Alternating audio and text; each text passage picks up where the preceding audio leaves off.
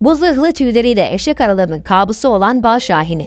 Diğer şahinler gibi kuş, fare ve kurbağaları rahatlıkla avlasa da Bal Şahini'nin tek istediği arı kovanlarındaki yüksek proteinli larvalar ve bunun için yem bile kullanıyor. Örneğin yakaladığı fareyi arı gördüğü bir alanda bırakıp yaban arısının bir parça et alıp götürmesini bekliyor ve kovana kadar takip ediyor. Buradan sonrası kolay çünkü arı şahini olarak da bilinen bu kuş doğal bir arı savar ve artık tek yapması gereken arılara savaş açmak. Önce vurkaç taktikleriyle kovanın moralini bozuyor. Ardından kovana konarak zırhlı göz kapakları ve aralıksız tüyleriyle arıları görmezden geliyor. Sokulsa bile arıların zehrine bağışıklığı olduğundan kovanı rahatça parçalayarak ziyafet çekebiliyor. Ülkemizde de bulunan bu şahin özellikle eşek arılarını hedef aldığı için seviliyor.